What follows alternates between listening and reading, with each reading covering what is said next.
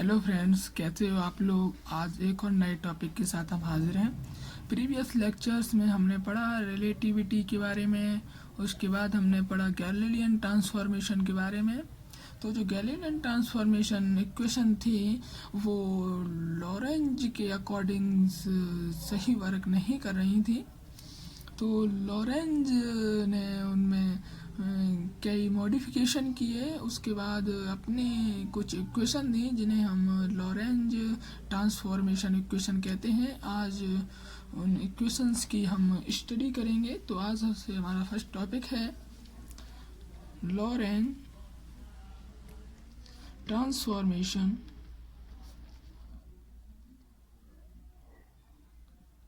Equation. आज जो हम स्टडी करेंगे आज वो है लॉरेंज ट्रांसफॉर्मेशन इक्वेशंस। जो लॉरेंज ट्रांसफॉर्मेशन इक्वेशंस हैं जो लॉरेंज ने दी थी, इन्होंने बताया था कि जो गैलीलियन ने इक्वेशन दी थी वो जो फ्रेम थे वो कांस्टेंट वेलोसिटी से मोशन कर रहे थे, बट जो उनका टाइम था वो भी कांस्टेंट था। जबकि ऐसा पॉसिबल नहीं है कि कोई भी बॉडी अगर वेलोसिटी से मोशन कर रही है तो उसका टाइम कांस्टेंट हो।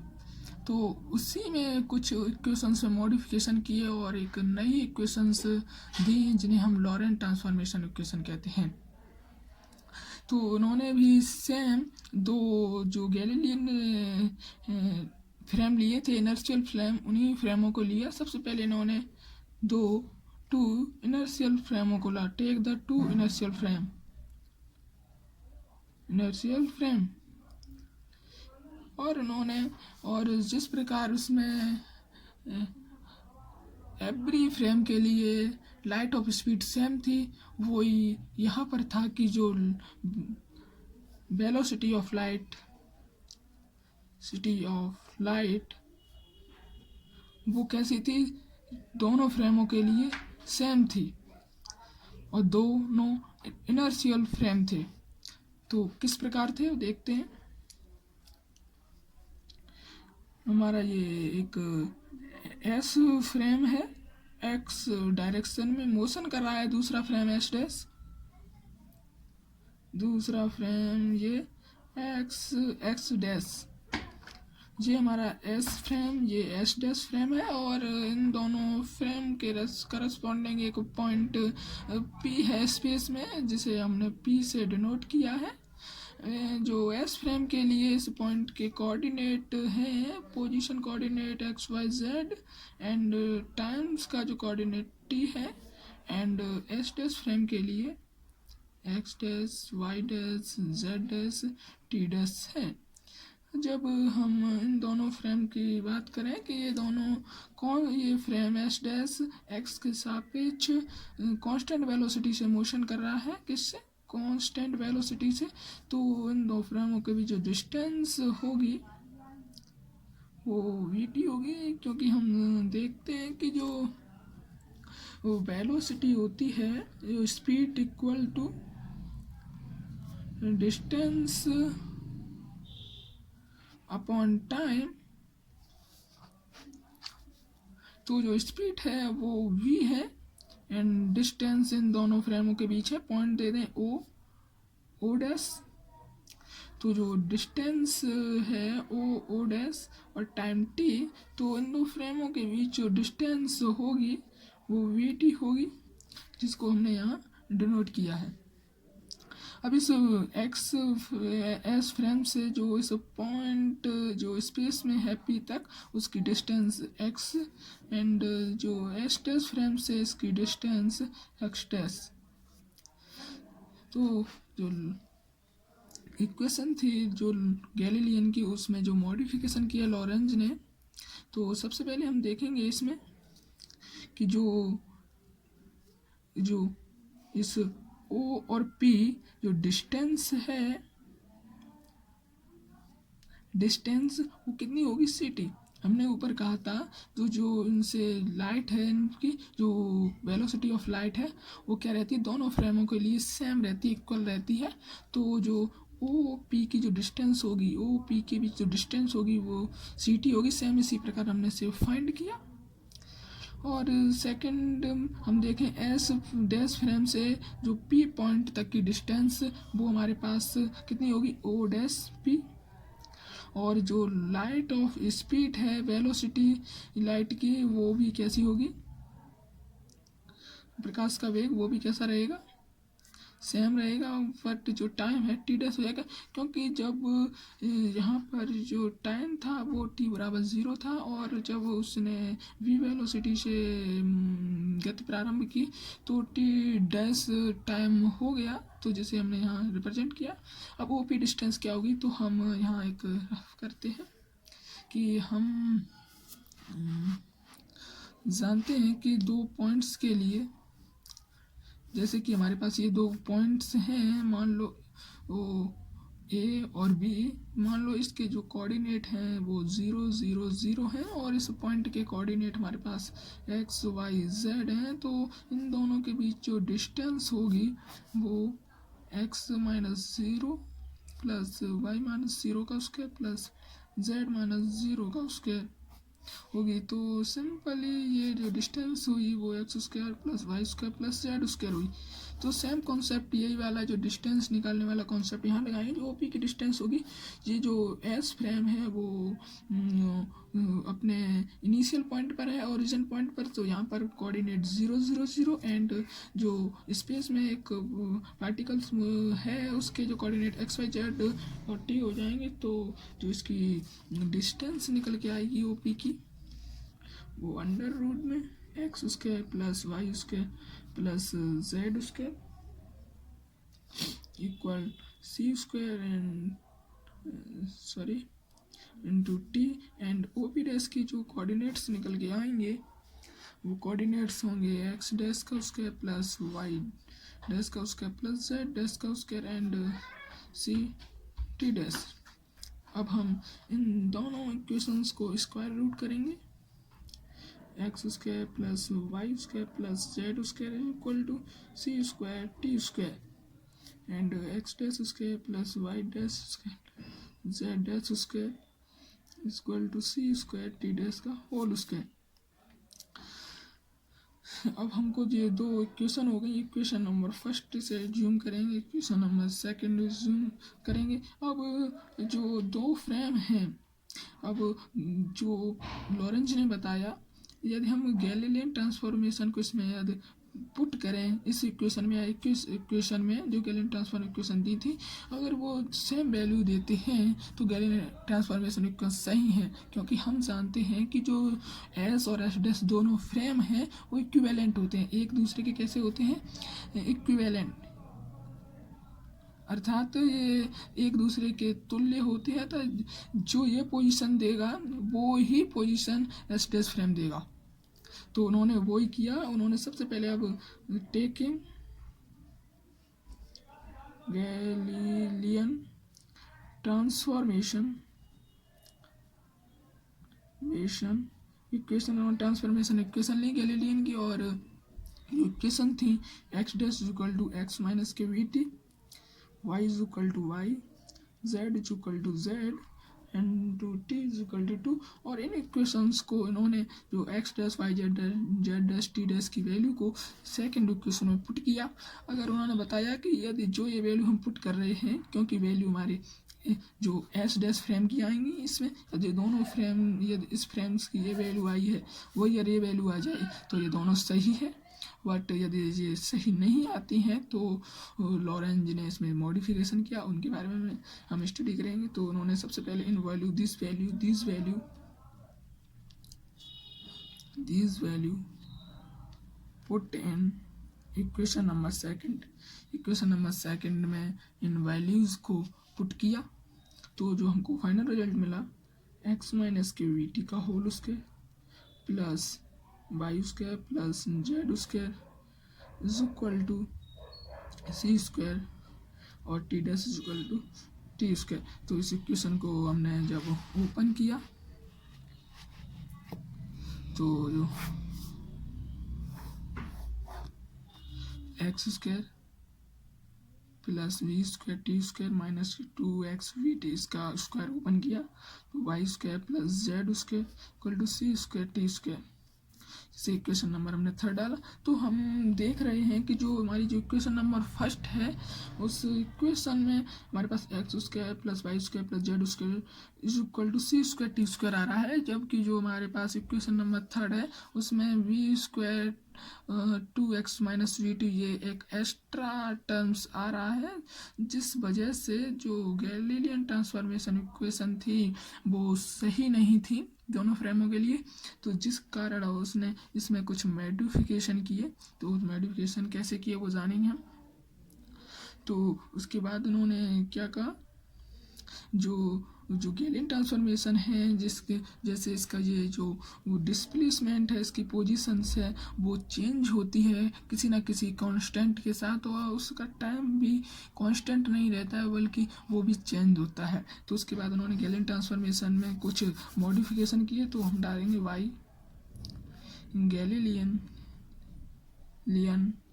ट्रांसफॉर्मेशन इक्वेशन, क्योंकि ये जो था यहाँ पर जो रिलेटिविस्टिक मोशन के लिए ये फेल हो रहा था। रिलेटिविस्टिक मोशन के लिए मतलब ये इस फ्रेम्स के सापेक्ष इस फ्रेम्स की वैल्यू डिफरेंट आ रही थी, तो जिस वजह से जो गैलियन ट्रांसफॉर्मेशन इक्वेशन थी वो यहाँ फेल हो रही थी। उसके बाद उस जो लॉरेंज था उसने जो गैलियन ट्रांसफॉर्मेशन में कुछ मॉडिफिकेशन किए, अर्थात बताया कि जो जो ये पोजीशंस हैं वो कुछ कांस्टेंट के साथ चेंज हो रही हैं, उसकी जैसे टाइम है पोजीशंस है, तो उन्होंने मॉडिफिकेशन किया। जो एक्स डैश है वो अल्फ़ा एक्स माइनस के we T and y dash y कोई चेंज नहीं होगा, and z dash is equal to z में भी कोई चेंज नहीं होगा। जो टी डैश है हमारे पास वो t plus c plus f v के साथ चेंज होगा। तो इसके बारे में ये जो एफ एक्स होगा मिस्टेक हो गई, और ये जो टी होगा और ये हमारे पास जो कांस्टेंट आएगा जो जो टाइम्स है वो इस वेरिएबल के साथ चेंज होगा, ना कि जो हमें गैलीली ने बताया था कि जो टाइम वेलोसिटी कांस्टेंट रहता है, जो जबकि लॉरेंज ने कहा कि जो टाइम है वो वेलोसिटी के साथ कांस्टेंट नहीं रहता है, वो इस जो कांस्टेंट है जो वेरिएबल है इसके साथ चेंज होगा। फिर उन्होंने कहा कि यदि इस जो इक्वेशंस हमको मिली हैं इन इक्वेशंस को हम इस इक्वेशन में पुट करें और इसके साथ कंपैरिजन करें, जो फाइनल कंक्लूजन निकल के आएगा वही हमारा जो इन जो वैल्यूओं के साथ ये जो है, जैसे कि हमारा जो कांस्टेंट है उसके रेस्पेक्ट में जो ये वैल्यूज चेंज होंगे। तो जो अल्फ़ा एंड ये अल्फ़ा डैश एंड जो एफ है हमारे कांस्टेंट हैं, ये हमारे क्या है कांस्टेंट है। तो अब this value put in this value put in equation number first, ये वैल्यू उन्होंने इक्वेशन नंबर सेकंड में पुट की, क्योंकि जो x dash Y Z dash T dash है वो एस डैश फ्रेम के कोऑर्डिनेट्स हैं। तो जो अल्फ़ा स्क्वायर एक्स माइनस के वी टी का whole square plus Y square plus Z square is equal to C square alpha dash का whole square t plus f x का whole square. उसके बाद उन्होंने जो इस जो इक्वेशंस को ओपन किया स्क्वायर ब्रैकेट को, X square plus we square plus T square 2x we T plus Y square plus Z square is equal to C square इसका whole square T square plus 2tfx। और उन्होंने इन दोनों तरफ से calculation करके जो x dash की value separate की एंड वाई डैश की वैल्यू सेपरेट की, तो उसके बाद उन्होंने दोनों तरफ से कंक्लूजन सॉल्व किया, कंपैरिजन किया, और उन्होंने फाइनल रिजल्ट प्राप्त किया alpha square minus k c square alpha dash का square f square is equal to 1। इसे और सेकंड जो कंपैरिजन किया वो alpha square v square plus c square alpha dash into f is equal to 0। And third जो comparison में हमारे पास आया alpha dash square minus k alpha square v square is equal to C square. तो ये बहुत simple है, आपको सॉल्व कैसे करना है इसमें थोड़ा लेंथी होता है, इसलिए मैंने इसको डायरेक्ट लिखा है। जो एक्स स्क्वायर ये है और एक्स स्क्वायर इसको एक तरफ लाना है आपको, उसके बाद जो हमारे पास होगा उसके रेस्पेक्ट में से टर्म्स को कंपैरिजन कर लेंगे और हमारे पास ये रिजल्ट फाइंड आउट हो जाएगा। तो अब उसके बाद यदि हम इन तीनों इक्वेशंस को fourth, fifth and six equation को सॉल्व करें और यहाँ से वैल्यू फाइंड करें, अल्फ़ा कांस्टेंट की value alpha and F and alpha dash की वैल्यू फाइंड करें तो क्या आती हैं। जब हम इसे सॉल्व करेंगे तो जो निकल के आएंगी फाइनल, जो अल्फ़ा की वैल्यू आएगी 1/√1 माइनस के वी स्क्वायर। मेरा सजेशन ये आपका है कि आप इसे सॉल्व ना करें, इसे डायरेक्ट लर्न कर लें तो बेनिफिशियल रहेगा, कि बहुत ज़्यादा लेंदी हो जाएगा ये सॉल्व करने के लिए इसे। और जो अल्फ़ा डैश की वैल्यू भी सेम आएगी और जो एफ की वैल्यू आएगी तो वो सॉल्व करेंगे तो एफ इज इक्वल टू से। अब ये वैल्यू यदि हम इस इक्वेशंस में पुट कर दें, क्योंकि जो मॉडिफिकेटेड इक्वेशन यहाँ लिख सकते हैं हम, लॉरेंज मॉडिफाई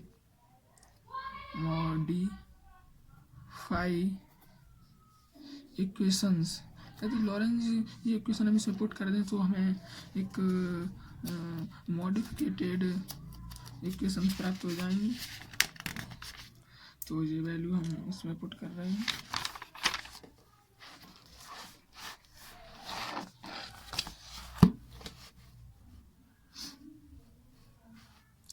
तो जो हमारे पास वैल्यू थी, जो एक्स डैश बराबर है अल्फ़ा एक्स माइनस के we T, y dash is equal to Y, Z dash is equal to z, to t बराबर टी डैश बराबर टी, नहीं सॉरी अल्फ़ा डैश टी बराबर टी प्लस एफ एक्स। तो अब F की value हमारे पास, जो अल्फ़ा की वैल्यू हमारे पास आई थी 1/√1 माइनस के we square upon C square, and alpha dash की value 1/√1 minus V square upon C square, and जो एफ की वैल्यू आई थी minus we upon C square. यदि इस वैल्यू को हम मॉडिफिकेटेड लॉरेंज इक्वेशन में पुट करें तो फाइनल कंक्लूजन हमारे पास आएगा X dash is equal to √1 minus के we square upon C square x minus के we T, and y dash is equal, क्यों वाई एक्सिस पे हमने कोई काम नहीं किया, वाई डैश बराबर 0, and z dash is equal to z, और जो टी डैश निकल के आएगा जो किस प्रकार चेंज हो रहा है कि अल्फा डैश की वैल्यू यहाँ पुट करें 1 माइनस के we square upon C square t plus minus we upon C square into x. तो जो हमें इक्वेशंस प्राप्त हुई, इनको ही, इन इक्वेशंस को ही हम लॉरेंज ट्रांसफॉर्मेशन इक्वेशन कहते हैं। अब उस इक्वेशन से कुछ हमें फाइनल रिजल्ट मिलते हैं, उनको देखते हैं। जो ये रिजल्ट है, यदि हम इसमें जो v की जो वैल्यू है वो c से कम कर दें, अर्थात v की वैल्यू हम c से कम लें, सॉरी तभी, अच्छा सॉरी कुछ सही नहीं है, अच्छा ये सही है। अर्थात जो ये लॉरेंट ट्रांसफॉर्मेशन इक्वेशंस हैं वो हमेशा b is greater then c, अर्थात जो v की वैल्यू है वो c से हमेशा कम होनी चाहिए, तब ही ये इक्वेशंस जो लॉरेंट इक्वेशंस हैं वो कैसे होंगी, सॉल्व आउट होंगी। कैसी होंगी, ये सॉल्व आउट होंगी।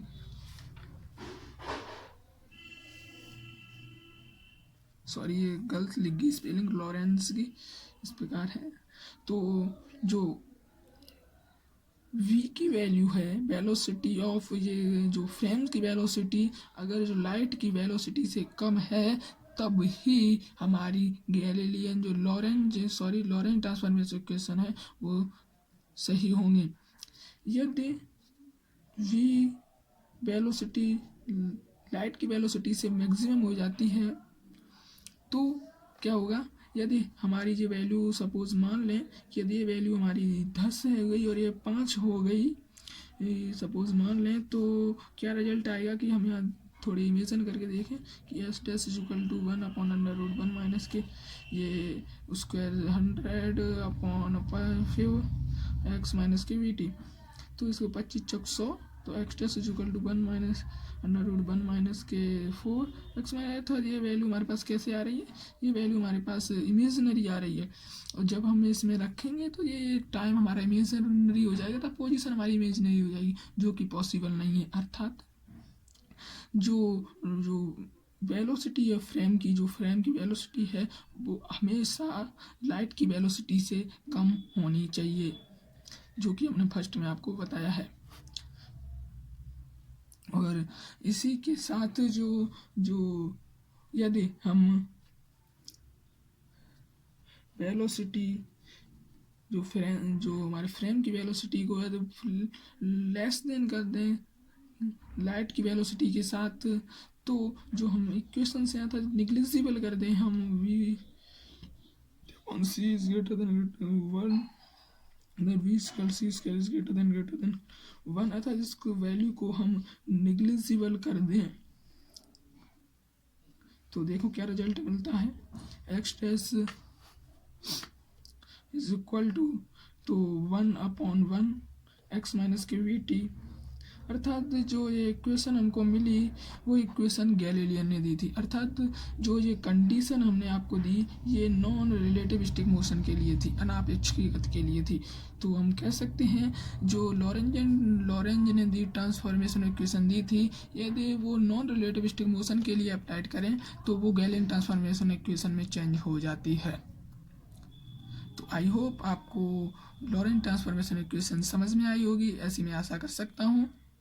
आज के लिए इतना ही, अब मिलते हैं नेक्स्ट लेक्चर में, तब तक के लिए आपको तहे दिल से धन्यवाद।